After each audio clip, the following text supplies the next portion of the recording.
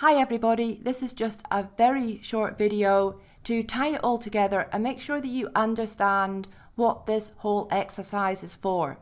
So we were looking at a 20 to 35-year-old age group females in the United States. We looked at the interest adventure travel. We noted that this was an educated group of people, which normally means a higher household income. Now, Facebook used to give us information on household income in Audience Insights, and that information was provided by a third-party market research company.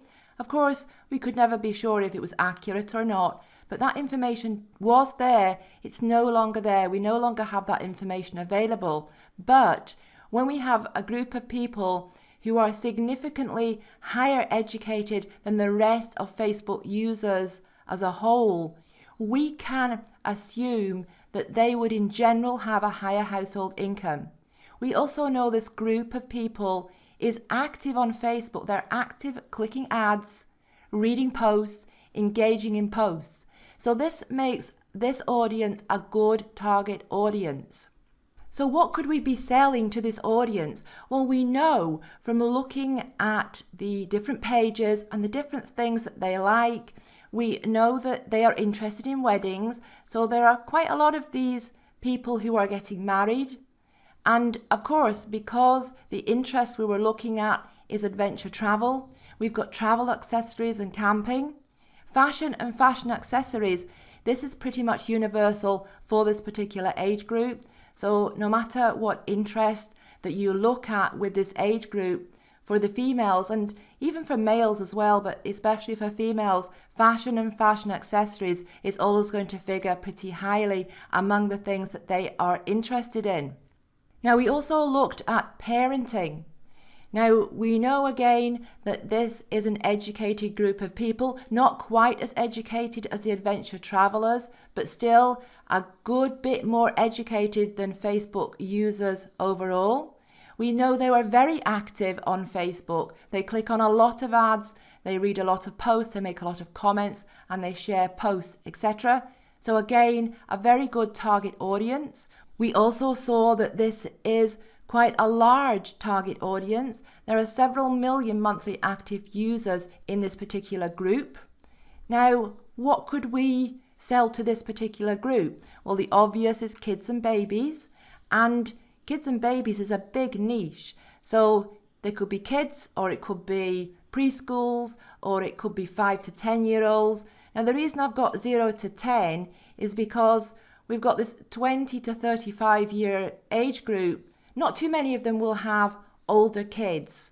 So if you were targeting the 30 to 40-year-old age group, then a lot of these women would have teenagers.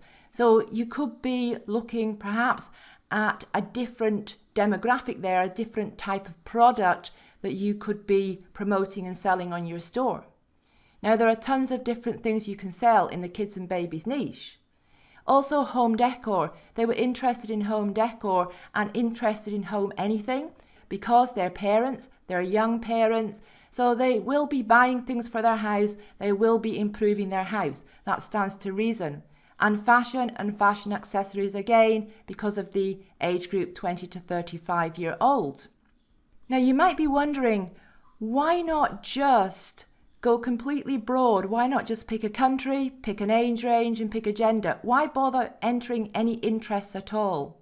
Well, the reason we do this is because we get much better data. We get much more specific data in Audience Insights. If you don't put any interest in at all, then you're going to get very general information and it's not going to help you a lot. You can go ahead and try it and see what I mean, and maybe you'll find it does suit you starting broad and then going from there. But the best way that I find is to start entering some interests. Only ever enter one interest at a time, otherwise the data is going to be skewed. Enter interests, check the size of the audience, check the kind of things that they like, the kind of pages they like, which categories they are most interested in, that sort of thing. If it doesn't suit, if it doesn't work out, if there's not a big enough audience, try a different interest. And that I find is the best way to do things. But if you want to try going completely broad, not entering any interests at all, go ahead and try it.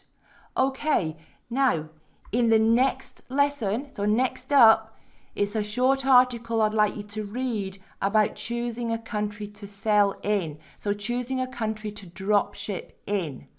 And after that, we're going to move on to brainstorming. Okay? See you in a minute.